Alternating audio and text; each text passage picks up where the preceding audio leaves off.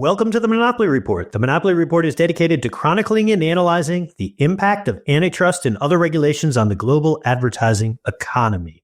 In this past week's newsletter, I went in a bit on TikTok and the TikTok ban that apparently was only temporary and some of the impacts of how that entire saga seems to be playing out in the ad space. So please check that out. If you are new to the Monopoly Report, you can subscribe to our weekly newsletter at monopoly.marketecture.tv. And you can check out all the Monopoly Report podcasts at monopolyreportpod.com. I'm Alan Chapell. This week, my guest is Arielle Garcia, the COO at Check My Ads, the digital advertising watchdog. Arielle spent over a decade in operations and compliance and privacy roles at Worldwide, culminating in several years at the agency's chief privacy officer. I'm excited to get Arielle's thoughts on the proposed merger between UM's parent company, IPG, and Omnicom. And just an open invite to anybody at either of those holding companies, if they want to come on and give it a slightly different perspective, it would be welcome. Hey, Arielle, thanks for coming on the pod. How are you? Thanks for having me. I'm happy to be here. Well, great. I'm looking forward to what I think is going to be a fantastic discussion. So I wanted to talk today about the proposed merger between IPG and Omnicom. And I've seen some of your posts on social media where you've been a bit critical of the merger. And I wanted to break down some of that criticism. And so, the first category would be around operational challenges. First is cost reductions. They floated the idea of $750 million in cost savings. I guess my first question is, does that seem like a viable number to you? I mean, sure, right? Like if you take a look at their broader plan, and not to get too far ahead of ourselves here, but where they're saying those synergies are going to come from, it's offshoring, nearshoring, obviously the back office roles and office space, but then also they envision the synergies being driven by their adoption of AI. Right. So sure, if they're going to evolve into a world where everything's automated and they're running a true platform model in their minds, like they don't need very many people, right? If you're centralizing investment decisions because you've already made partner commitments, for example, then there's not much human intervention that's needed. So yeah, I think, it depends on what direction they're trying to go in, but they can absolutely keep trimming if they're not going to be in the service business anymore.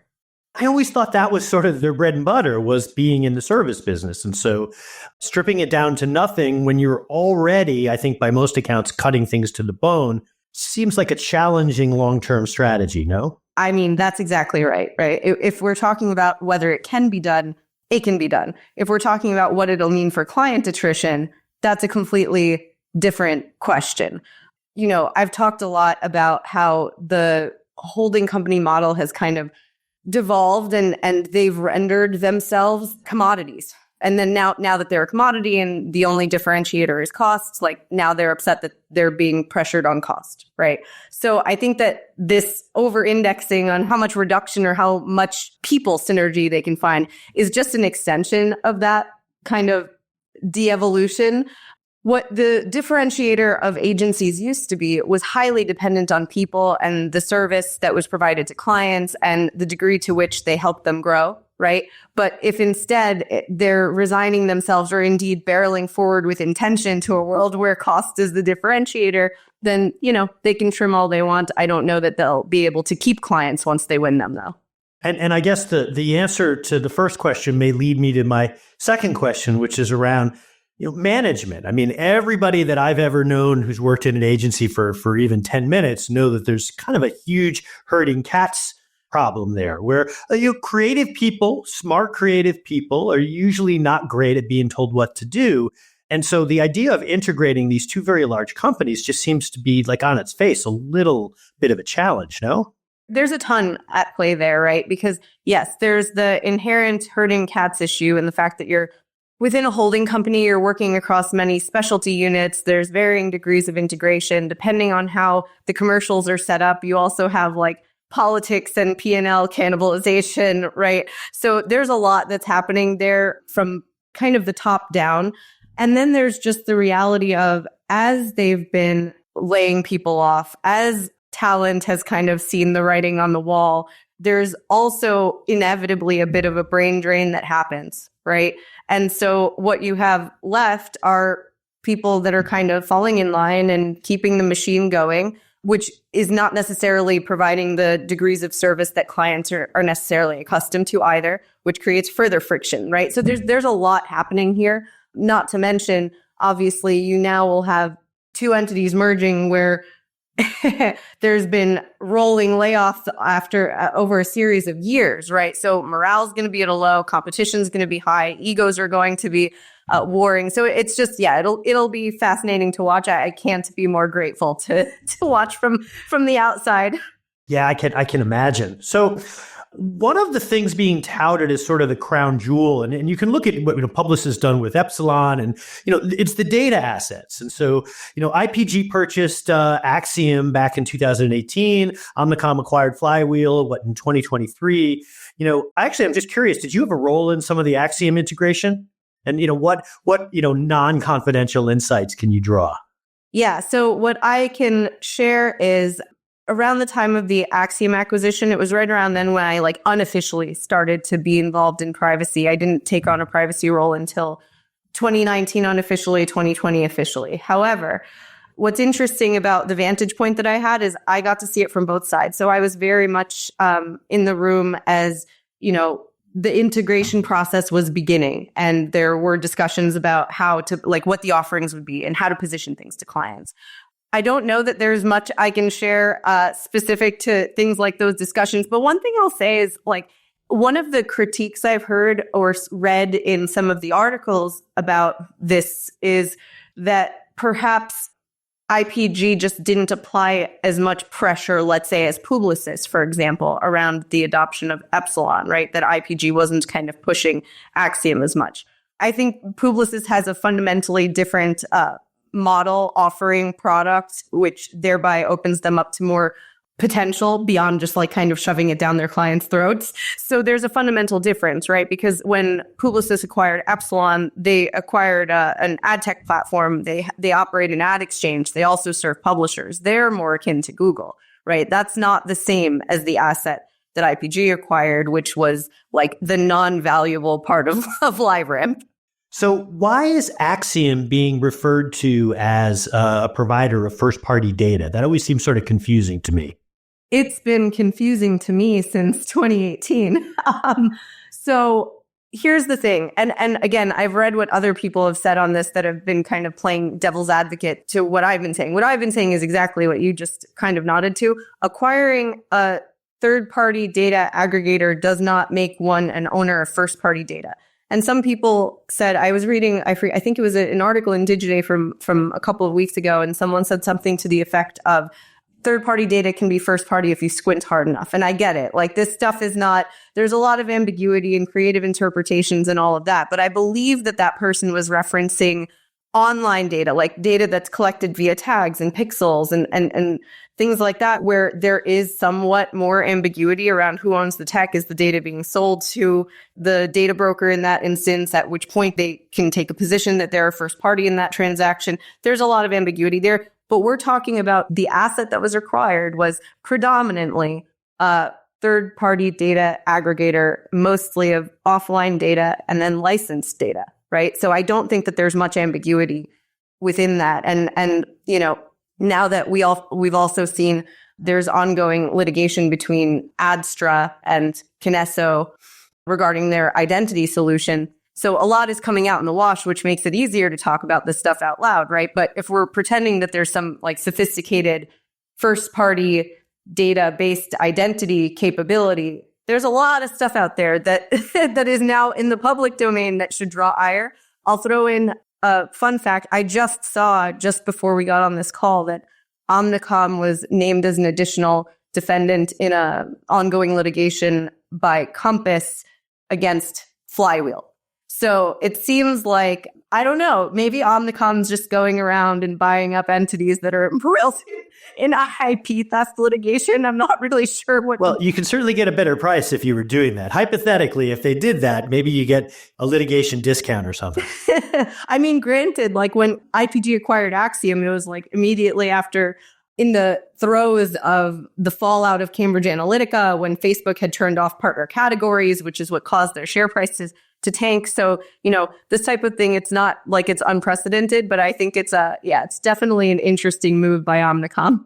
And I think, one of the reasons they're touting data as first-party data is that's a code to the marketplace that it is two things, that it is privacy safe and that it is higher quality. And I'm not here to disparage Axiom, but, it sort of feels a little disingenuous to hold that out as something that it is not. And one of the inherent challenges, I think, within the larger, digital media marketplace is that there's a whole bunch of folks out there holding out their data as being, first-party when clearly it is not. I saw a podcast, Digiday too. So we both, I guess, are big fans of Digiday. Shout out to Ronan. But Jonathan Nelson of Omnicom had claimed that the agency, and I'm air quoting here, owned the impression data of the ads they serve. And not to pick on him, but that sort of struck me because my understanding is how this is supposed to work is that the advertiser owns that impression data. Am I not thinking about this the right way? It's interesting. And your assumption is the same as my assumption. But you see a ton when you're actually, and I'm sure this is not news to you, when you work in this space around how things are defined. Like if you're working with a media vendor on IAB's standard T's and C's, that kind of is very prescriptive about IO data versus performance data, the differences in ownership and usage rights therein. I've seen, particularly when CCPA was taking effect and then CPRA, that publishers their desired terms were not aligned, right? Like some of them were trying to explicitly require the agency to honor opt-outs they pass down and things like that, which just go to show that there is a legitimate variety of both interpretations as well as contractual terms that exist. That being said, as between the publisher and the platform it's run through and the advertiser, there's some ambiguity. As to the agency's ownership of impression data, I have no idea what their position would be and what client would write a contract that allows for that. That simply doesn't make sense to me. Yeah, and it becomes very weird. I mean, having sat across the table from a bunch of holding companies over the years, like every single one of them starts from the idea that, wait a minute, this isn't our responsibility. We have nothing to do with this. But that's directly counter to the idea that we own the data. And I think what's driving the we own the data, or what's partly driving it, is the competition with the tech giants. Because, if you're Meta or you're Google, for the most part, you can say, yeah, we own this data. Therefore, we can do whatever we want with the data to help you, Mr. or Mrs. Advertiser, to achieve your goals. And so one of the arguments for this acquisition is that it places the combined entity in a better position to compete going forward. And so I guess the operative question in my mind is like, well, okay, compete with who? How should the holding companies be thinking about in terms of their relationships with and positioning themselves against Google, Facebook, TikTok, and others in big tech? Let's just kind of break that down. Let's start with data. Yeah, I mean, well, I guess let's take a half a step back because this is probably the most confusing part of all of the press around this acquisition that I've seen. To your point, this acquisition positioning them to compete with big tech, it implies that they're competing with big tech, which is confusing on its face. Even more confusing when you see some of the deals that they engage in with these big tech companies. And to your point, on the data side of this, a data strategy moving forward that is durable, it's always been reliant on first-party data and smart partnerships. I'm not understanding the world in which an agency is going to ever get scale in a unique data asset that's sufficient to compete on data alone with these big tech companies. But data is data. Like the way that data is activated and put to use for the client was always the sweet spot for agencies. I don't know that there is a need to quote unquote compete with these companies on just amassing a bunch of data and calling it first party. Okay, so no, that makes sense. And so, okay, we say, well, data, that's going to be a trouble differentiating yourself. And so let's go to, to media, are the holding companies adding value? Are they adding value helping an advertiser buy on YouTube and Facebook? And just more generally, how are they differentiating themselves? Oh, I just remembered it. One more thing I'll say on the data front, because even when we're talking about these big platforms that have access to all of this data, there's still the same type of posturing, it's worth mentioning, that happens with these companies. Like, I think when the average marketer thinks about the wealth of first-party data that Google has. There's also a tendency to forget that a lot of their data is acquired through like tracking, right? It's not necessary. It's not, yes, it can be considered, this is the one where it can be considered first party if you squint. But in terms of like first party as a proxy for accuracy and fidelity and quality, that's not necessarily the case, right? But it does provide them good air cover and helps their narrative. So on the media side of things, I would say that a good way to compete with big tech is to not accept their deals to push their products. Like this is where I start to get really confused, right? Because the actual relationship between holding company agencies and a lot of these companies, these big tech ones and other advertising technology vendors, is increasingly one where they're engaged in principal trading and reselling media. They're engaged in negotiating deals and agreeing to certain spend thresholds, right? So this is something I talked about a lot. When you see, let's say, how convenient would it be for Google to incentivize adoption of their AI-powered Performance Max product, where the agency is like, yeah, sure, like I get some money for pushing this product, wonderful. And in the process, they're kind of sitting there digging their own grave. And then they're going to turn around and say that we're doing this acquisition to compete with them. It's just disingenuous to me. I don't think that there's any reality to the sentiment that this acquisition will help them compete with big tech on media. I've simply seen no indication that that is what they're interested in doing. They're a lot more interested in the near-term gains from these like incremental revenue streams that are not related directly to like FTE-based client fees. That makes sense. And then if you just think about how Google's longer-term strategy seems to be pushing traffic away from what we used to call the open internet and more towards their owned and operated. So if anything, that would seemingly exacerbate that set of challenges for the agencies, because at least at one point they were able to differentiate themselves and like, well, outside of the walled gardens, we can be very helpful. And to the extent that the outside of the walled gardens become smaller and smaller, query whether that's still true. So there's that. And then again, like when you think about so part of the way that they can do that, I know I'm like a broken record on Performance Max, but it's like kind of a genius evil plan, right? Because not only can they just quietly pull levers and direct more or less to O&O, depending on what suits them on Google side, but they're also kind of conditioning advertisers to inquire less about where their ads go. Like, you don't have to worry about that. Our AI will make the right decisions for you. And in the process, they're also kind of conditioning advertisers to believe that they don't need their media agency. And instead of using this as an opportunity to highlight that these capabilities aren't all they're cracked up to be, and it actually takes close stewardship of even these AI-powered campaigns to not have brand ads end up in all sorts of odd places. Agencies instead are talking up Performance Max because they probably have near-term targets to hit, right? So it's all kind of backwards. Well, I mean, that's sort of the genius of particularly Google. I mean, they've been able to, if they wet enough people's beaks in the ecosystem, then they became, it makes it really, really challenging ultimately to compete with them. So, but we talked about data and media. Well, artificial intelligence is one of the things they keep throwing out there. Is that a way for the agencies really to differentiate themselves? I mean, Google's got a couple of AI products. I've looked at what Meta's created, and is an agency really competing with those tools?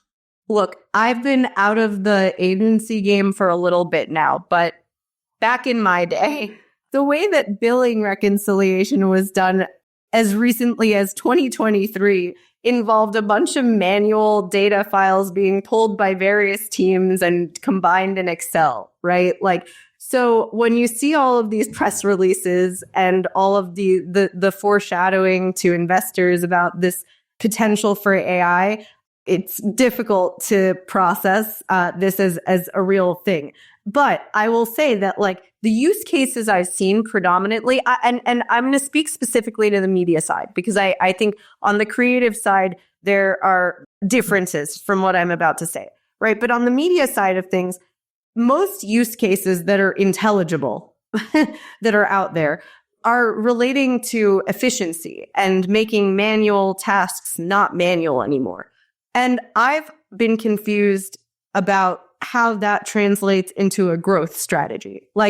Cost savings is not a growth strategy, cost savings is not a differentiator, again, unless you're resigning yourself to only competing on cost, in which case don't complain when you're facing pressure from procurement, right? But I think we'd be a long way off and pigs may fly before we see AI as a true differentiator for agencies. I think they'll do some shiny stuff that, they'll pull together for a pitch and then it collects dust in a corner somewhere. But most of the use cases are really going to be related to driving efficiency. And even with that, I still have questions whenever I read this stuff about how much of it is AI driven or the concurrent offshoring frenzy, right? That's actually driving the efficiency. So it's no secret that I'm skeptical here, but I'm definitely skeptical about AI benefits.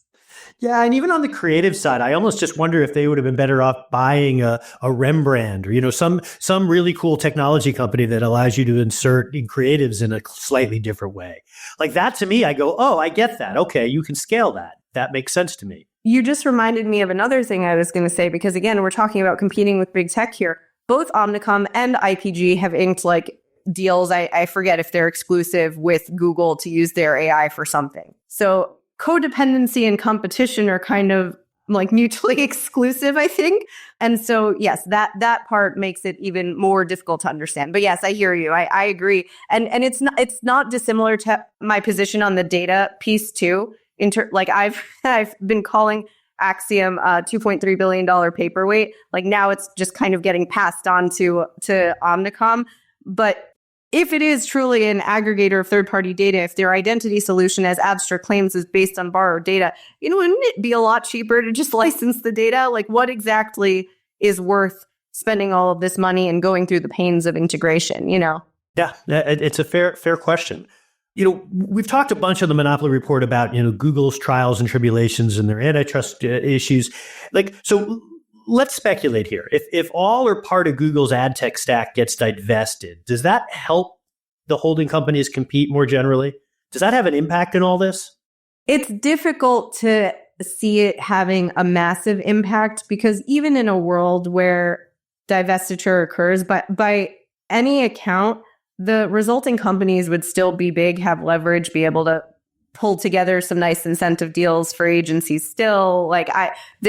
Their AI-based products would still exist. I think, yes, overall, reducing Google's dominance over the ecosystem as a whole increases competition in the ecosystem. But do I think that this alone would have a marked difference on the holding company's ability to compete? Not really. I think their ability to compete and to stay, I have a hard time even saying compete with big tech, but to stay relevant, their ability to stay relevant wholly depends on whether they continue to try to copy Google's serve both sides model. There are things that only work when you're a monopolist, right? And playing both sides and doing things with impunity, that's kind of one of those things. Not worrying about what your customers think, that's one of those things. So if holding companies continue down that path, they're going to become irrelevant very quickly, with the exception of the very, very few biggest spending clients that have sufficient leverage to make holding companies work for them. I don't know that changes much, irrespective of what happens with Google. It's solely a strategic decision that lies with the holding companies. And I've seen no indication that anyone has any intention of reversing course here and going back to what they were good at. So we've talked mostly about what the holding company shouldn't be doing to compete with big tech. Do you have any suggestions for things that they should be at least considering as they look to compete going forward? Yeah, sure. So look, I guess this was kind of a few years ago. Everything kind of ebbs and flows and goes in phases. But a few years ago, the big friction within holding company agencies was that the consultancies like Accenture were going to take over, right? That's where they perceived there to be a competitive threat.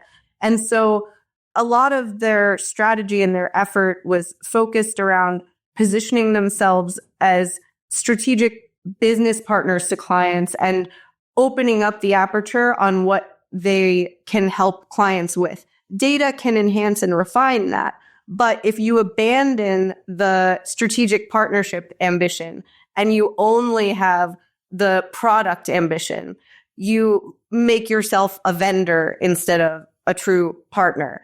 In my view, that path to be a strategic business partner to clients was the right one, not only from a sustainable business perspective, just like the ability to maintain clients and not just win them, but also in terms of the growth opportunity. Because, for example, I remember having discussions like this when it comes to privacy.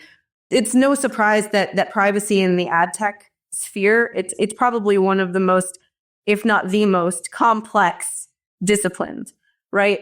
So as you would talk to clients about this, it was inevitable that their agency, if their agency had a good privacy team, was leaps and bounds ahead of where their organization was from a privacy standpoint. And so you had clients that were looking to us for guidance for increasingly complex things, right?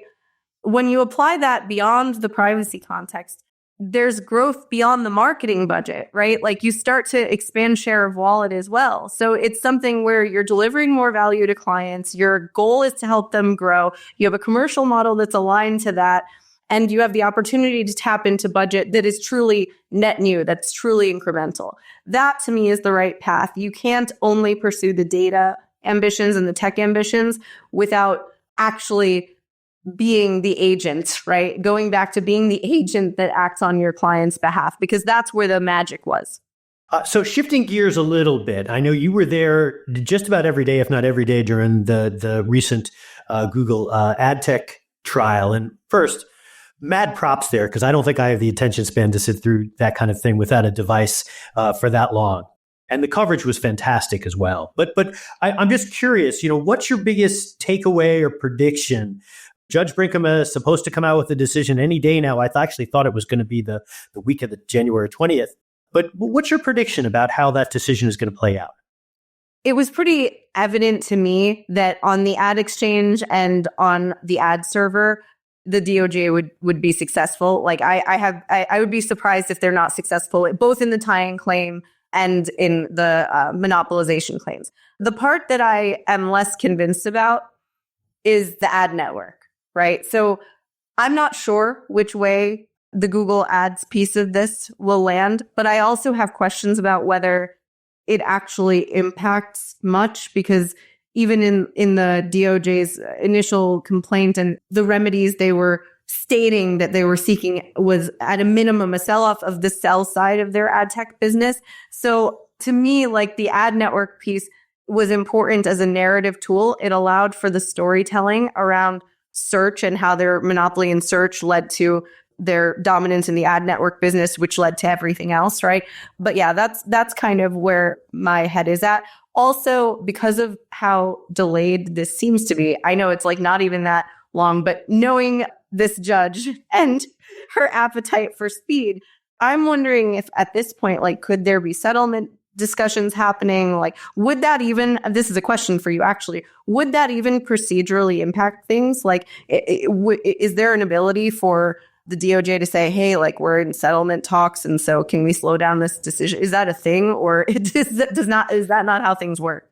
Everybody I talk to who has direct knowledge of how this stuff is supposed to work has told me absolutely not. There is no way in the world that this decision has been delayed pursuant to settlement discussions. That said, there's a couple of things just to keep in mind here. The first thing is the Competition and Markets Authority has 8 months ago decided to go off and wander in the desert, and we haven't really heard from them. That's number one. Number two, we'd been hearing as early as November that there was supposed to be some big announcement from the European Commission pertaining to Google and competition. And that seems to have not gone anywhere. And then number three, Judge Brinkema, mad props to Judge Brinkema, because she has beaten by a mile every single deadline that she had set. Nonetheless, we're 4 or 5 weeks past the self-imposed deadline for getting a decision done. So the conspiracy theorist inside me has to wonder if the regular rules don't necessarily apply to Google. And boy, you and I could spend an entire podcast sharing examples, at least within our own little industry, of how those rules don't apply to them in so many other contexts. So that was a little bit of a filibuster, but that's how I'm thinking about this. I mean, sounds like we're in the same confused headspace, which is fair. Yeah. So I got one more question for you. And I ask this of most of the guests who come on the Monopoly Report pod. What is your, secret or semi-secret hobby or passion that you enjoy? So mine is weightlifting and in particular powerlifting. So last year I hit a 400-pound PR on my deadlift, which was huge. I never had a goal to get to 400, to be honest, and I refuse to have a goal to get to 500 because risk to reward ratio. So we're slowing down and doing some other styles of lifting programs right now to instead of like chasing numbers until I hurt myself. But yeah, I love powerlifting. I love being able to strive to lift more and to do it, and also just like starting your day picking up something really, really heavy makes the rest of the day feel easy. So do you combine that with like yoga? No. Or is it, how much is deadlifting? It's like, are you the equivalent of, do you remember Hans and Franz? Or are you closer to Patrick Swayze? Typically, like we change my husband and I do this together. We built a garage gym during the pandemic. Now we recently signed up for a gym because of what I said. I'm like, I need to have access to some variety here if I'm not chasing numbers, just to keep it fun. But we lift like 5 or 6 days a week, and we're always following a program where it's like, when it's powerlifting focused, we'll have one day that's bench, one that's deadlift, one that's squat, and then rinse and repeat kind of. But we do some cardio outside of that. But no, it's like very, very, very lifting focused. Very cool. All right. Well, we're going to end it there. Arielle Garcia, thank you so much for coming on the pod. This was a lot of fun. Thank you for having me. That was a great conversation. Arielle always brings a unique perspective. We've got a bunch of other fantastic guests coming up in the Monopoly Report podcast over the next few weeks. Please subscribe to the show at monopolyreportpod.com or on Spotify, Apple, YouTube, or wherever you listen to your podcasts.